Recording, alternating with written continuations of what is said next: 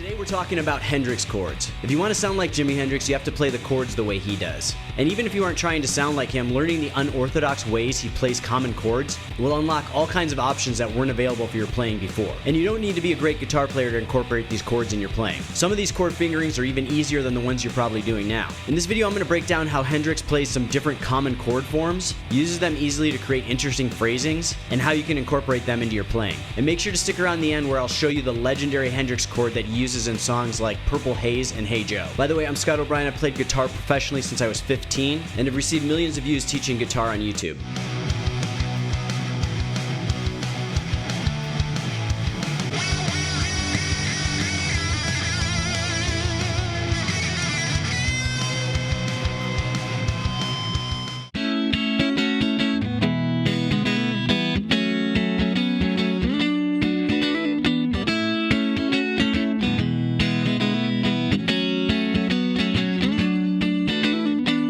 Alright, so those are the chords to the Hendrix song Bold as Love, and that song is comprised of major and minor chords. But the way Hendrix plays these chords in this song and most of his others is very different from the way they're normally played. So if we take the first chord in the song, it's an A major bar chord. Now that's the way you would normally play that chord. But when Hendrix plays these major bar chords that are rooted on the low E, he's going to play that root with his thumb. Then he's going to use his first three fingers to play the rest of the chord while muting the A string with his thumb. This leaves the pinky open to do accents along that chord.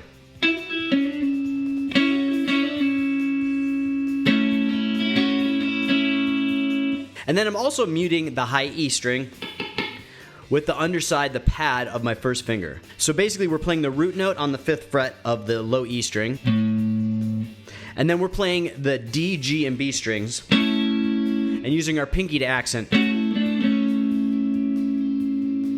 Now sometimes Hendrix will bridge his index finger and play that root note on the high E string the same way. And sometimes he'll just play these three strings.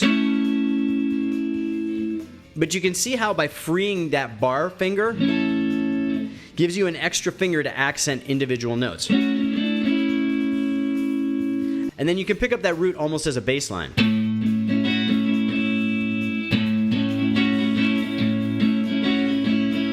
Which Hendrix does a lot. So slowly breaking down these accents we have. And you can do a hammer-on pull-off or just a pull-off or just a hammer-on. So you're going to use your pinky on the B string to do that. You can also use your pinky on the G string to do that. So any combination of that really works. And then the next chord that Hendrix plays in this song is a typical open E major chord. And he plays it the standard way. But again, he's going to do some accents with his middle finger.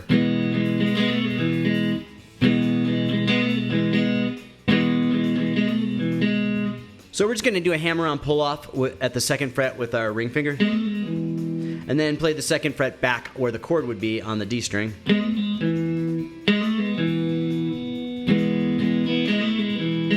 And then go back to playing notes within the chord. And you can play multiple notes. That kind of gives it that Hendrix sound. And then the next chord gets kind of interesting. So he's going to play this F sharp minor. And it's basically just playing the triad instead of playing the full F sharp minor, which gives it a fuller sound. But if we play the triad, it's a little bit brighter, and it leaves our fingers open to do a little accents.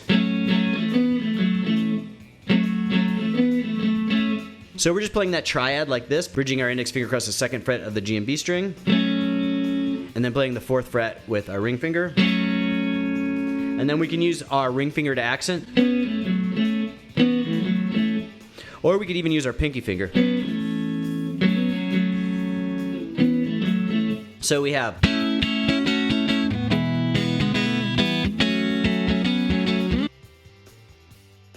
And then the last chord is probably one of the most interesting chords the way Hendrix plays it. So the last chord is a D. And the way we would normally play a D major chord is like this, as a bar chord.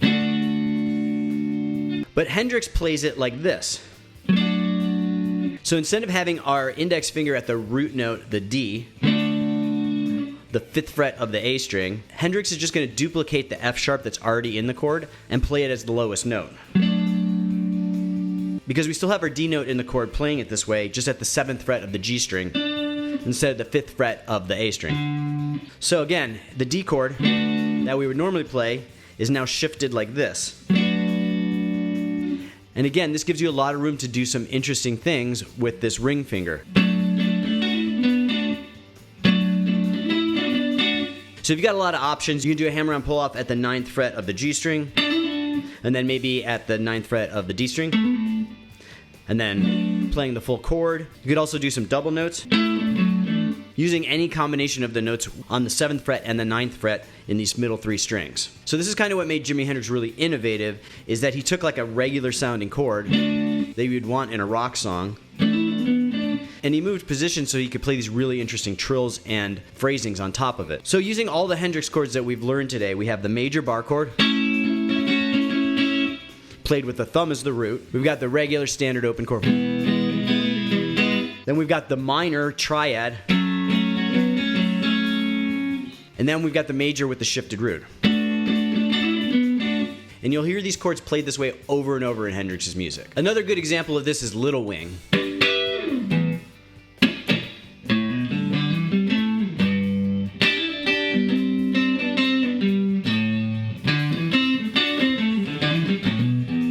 So did you catch all the Hendrix chords in that one? So first we start off.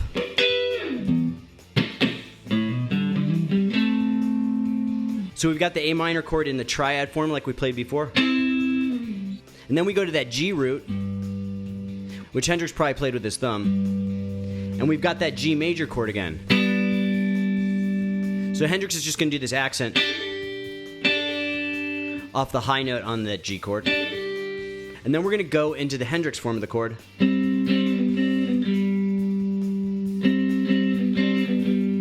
Just like we played before. And then the root moves up to the 5th fret, the A, and then we're going to do this kind of progression within that A minor chord again. And the song continues on with Hendrix chords like that throughout. But Hendrix doesn't just play the chords like this in his slower and softer songs. He also plays it in the more rocking songs like Purple Haze.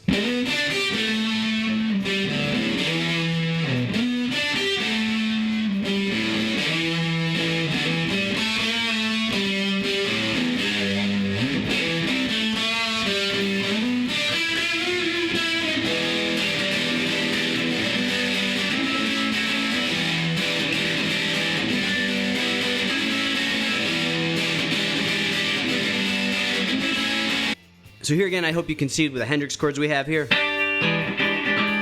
So we've got the G major with the thumb wrapped around to the A major with a little bit of accent.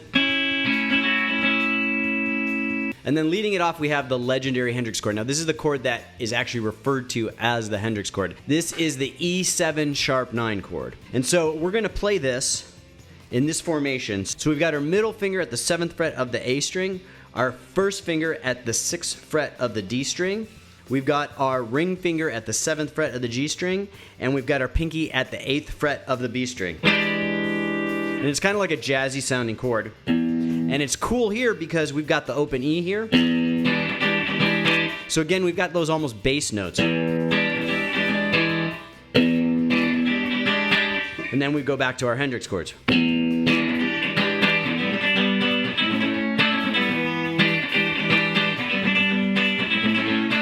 And we also see this Hendrix chord popping up in other songs like Hey Joe.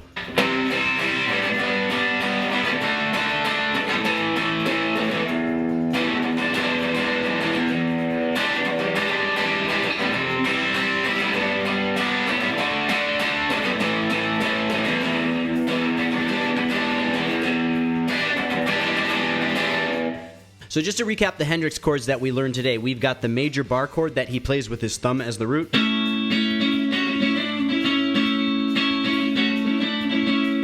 Then we've got the minor triad. Then we've got the major chord with the shifted root. And then we've got the legendary Hendrix chord, the E7 sharp 9.